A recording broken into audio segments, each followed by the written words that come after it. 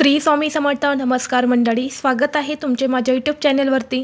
आजचा दिवस तुम्हाला खूप छान सुखाचा आनंदाचा जाऊ हीच मी स्वामींच्या चरणी प्रार्थना करते आणि आज या नवीन व्हिडिओला सुरुवात करते. येत्या 16 एप्रिलला म्हणजेच बुधवारी आलेली आहे संकष्टी चतुर्थी. प्रत्येक महिन्यामध्ये संकष्टी चतुर्थी ही येते आणि प्रत्येक चतुर्थीचं महत्त्व हे देखील वेगवेगळं असतं. चैत्र महिन्यात येणाऱ्या चतुर्थीला भालचंद्र संकष्ट चतुर्थी असे म्हटले जाते. या चतुर्थीला अतिशय दुर्मिळ योगायोग निर्माण झालेले आहेत. आपल्या हिंदू धर्मामध्ये प्रत्येक दिवस हा कोणत्या देवांना समर्पित केला जातो. बुधवार हा गणपती बाप्पांना समर्पित असणारा दिवस आहे आणि याच दिवशी ही चतुर्थी देखील आलेली आहेत. त्यामुळे या दिवसाला विशेष महत्त्व दिलं जातं. गणपती बाप्पा हे आपल्या हिंदू धर्मातील अत्यंत महत्त्वाचे दैवत आहे. गणेशाला कोणत्याही शुभ कार्याची सुरुवात करण्यापूर्वी प्रथम पूजण्याची परंपरा आहे, कारण ते विघ्नहर्ता आहेत. गणपती बाप्पांना अडचणी आणि अडथळे दूर करणारा देव मानतात. ते आपल्या भक्तांना त्यांच्या जीवनातील समस्यांपासून मुक्त करतात असे म्हटले जाते. तसेच गणपती बाप्पांना बुद्धी, ज्ञान आणि शहाणपणाचे प्रतीक देखील मानले जाते. विद्यार्थ्यांसाठी ते एक महत्त्वाचे देवता आहेत, कारण ज्ञान आणि बुद्धी वाढवतात असे म्हटले जाते. गणेशाला सुख समृद्धीचे देव देखील मानले जातात. त्यांच्या दर्शनाने घरात शांती आणि समृद्धी ही कायम टिकून राहते.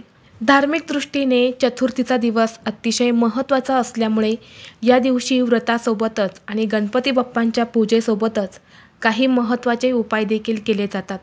आज या व्हिडिओमध्ये मी तुम्हाला एक अतिशय प्रभावी असा उपाय सांगणार आहेत.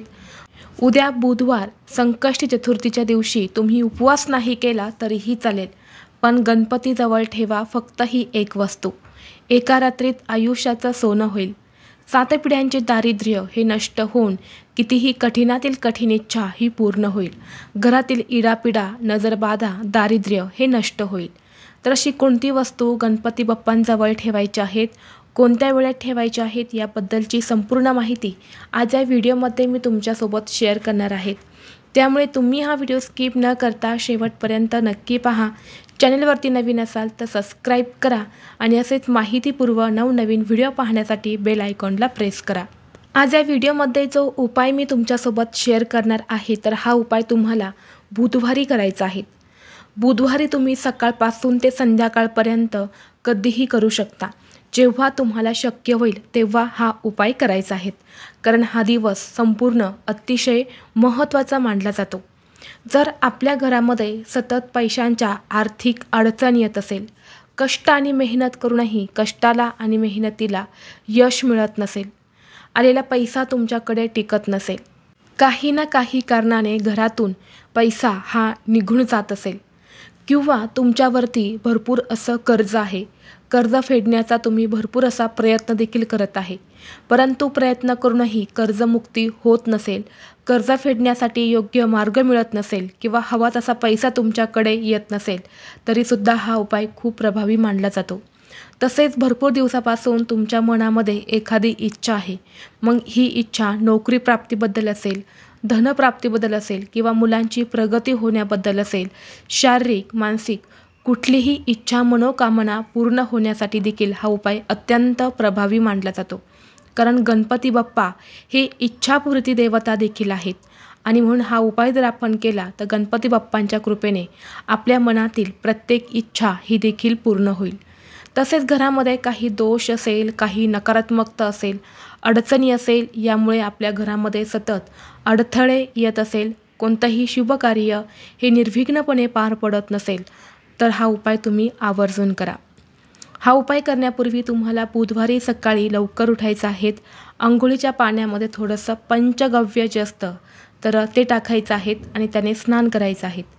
यामुळे जर आपल्याला काही दोष लागलेले असेल, काही नकारात्मकता आपल्यामध्ये असेल तर ती निघून जाते आणि यानंतर आपण जे काही उपाय करतो तर त्या उपायांचं आपल्याला शीघ्रफळ प्राप्त होत असतं. यानंतर गणपती बाप्पांची विधिवत पूजा करून घ्यायची आहेत. मूर्ती असेल तर मूर्तीवरती अभिषेक करायचा आहे, फोटो असेल तर स्वच्छ पुसून काढायचा आहे. त्यांना जास्वंदाची फुलं, झेंडूची फुलं, गुळ खोबऱ्याचा नैवेद्य अर्पण करायचं आहेत। धूप दीप अगरबत्ती लावून तुम्हाला वातावरण हे प्रसन्न करायचं आहेत आणि यानंतर तुम्ही हा उपाय जो आहे तर तो करू शकता। उपाय करण्यासाठी तुम्हाला एक लिंबू लागणार आहेत।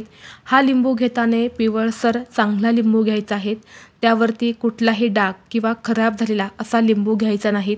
एक चांगला पिवळसर लिंबू जो आहे तर तो तुम्हाला घ्यायचा आहे। यानंतर तुम्हाला एक लाल पेन घ्यायचा आहे। ज्या पेनाची शाई लाल असते असा लाल पेन तुम्हाला घ्यायचा आहे। यानंतर गणपती बाप्पांसमोर तुम्हाला एक आसन टाकून बसायचं आहे। त्या पेनाने त्या लिंबावरती तुमची इच्छा लिहायची आहे। मग कर्जमुक्तीबद्दल तुमची इच्छा असेल तर कर्जमुक्ती असं लिहायचं आहे। मुलांची प्रगती होण्याबद्दल असेल तर मुलांची प्रगती, घरामध्ये काही नकारात्मकता असेल तर घरातले दोष अडथळे असं अगदी थोडक्यामध्ये जी काही इच्छा आहे तर ती इच्छा त्या लिंबावर तुम्हाला 1 ते 2 शब्दामध्ये लिहायचे आहेत। यानंतर हे लिंबू जे आहे तर ते आपल्या उजव्या हातामध्ये घ्यायचं आहे आणि 1 वेळा गणपती अथर्वशीर्षमचं पठण करायचं आहे आणि 108 वेळा ओम गण गणपतये नमः या महामंत्राचा जप करायचा आहे। यानंतर तुमची जी काही इच्छा आहेत, जी त्या तुम्ही लिंबावरती लिहिली आहे तर ती इच्छा व्यक्त करायची आहेत। ती पूर्ण होण्यासाठी गणपती बाप्पांना अगदी भक्तिभावाने मनोभावे प्रार्थना करायची आहेत आणि ते जे लिंबू आहे तर हे गणपती बाप्पांच्या मूर्ती असेल तर त्या मूर्तीच्या मागच्या साईडला ठेवायचं आहे। फोटो असेल तर फोटोच्या मागे ठेवायचा आहे, समोर ठेवायचा नाही। यानंतर दिवसभर हे लिंबू जे आहे तर तिथेच राहू द्यायचं आहे। रात्रभर देखील तिथेच ठेवायचं आहे। दुसऱ्या दिवशी सकाळी उठल्यानंतर स्वच्छ स्नान करायचं। ते लिंबू जे आहे तर ते गणपती बाप्पांच्या फोटो मागून किंवा मूर्ती मागून उचलायचं आहे आणि तुमच्या घराजवळ जिथे कुठे वाहतं पाणी असेल, नदी असेल तर त्याच्यामुळे तुम्हाला ते इच्छा व्यक्त करत प्रवाहित करायचं आहे। फक्त एवढाच उपाय तुम्हाला करायचा आहे। खूप प्रभावी उपाय आहे, तुम्ही नक्की करून पहा। हा उपाय केल्याने आपल्या सर्व इच्छा मनोकामना ज्या आहेत तर त्या पूर्ण होतात। आपल्याला आपल्या नशिबाची साथ ही मिळत असते, त्यामुळे आपल्याला प्रत्येक कामात यश हे देखील मिळत असते आणि गणपती बाप्पांचा आशीर्वाद हा देखील प्राप्त होतो। त्याचबरोबर तुमचा एखादा उद्योग व्यवसाय आहे त्यामध्ये वृद्धी होत नसेल, व्यवसाय हवा तसा चालत नसेल किंवा तुम्हाला कोणत्याही कामामध्ये यश मिळत नसेल, प्रत्येक कामात तुम्हाला अपयश येत असेल तर या दिवशी तुम्हाला गुळ जो असतो तर त्या गुळाच्या 21 गोळ्या ज्या आहेत तर त्या बनवायच्या आहेत। म्हणजे छोटे छोटे लाडू जे असतात, फक्त गुळाचे छोटे छोटे लाडू जे आहेत तर ते 21 बनवायचे आहेत आणि गणपती बाप्पांच्या मंदिरामध्ये जाऊन गणपती बाप्पांना अर्पण करायचे आहेत आणि उद्योग व्यवसायामध्ये वृद्धी होण्यासाठी, प्रगती होण्यासाठी मनोभावे प्रार्थना करायची आहेत। यानंतर ते हे 21 लाडू तुम्ही मंदिरामध्ये आलेल्या भक्तांना वाटू शकता किंवा तिथेच गणपती बाप्पांसमोर ठेवले तरीसुद्धा चालेल। तर अशा पद्धतीने तुम्हाला हे 2 उपाय जे आहेत तर ते उद्या म्हणजेच बुधवारी करायचे आहेत। व्हिडिओ तुम्हाला आवडला तर लाईक करा, चॅनलवरती नवीन असाल तर सबस्क्राईब करा आणि हा व्हिडिओ आपल्या मित्रपरिवारासोबत शेअर करा। चला तर मग भेटू असंच पुढल्या एका नवीन व्हिडिओमध्ये।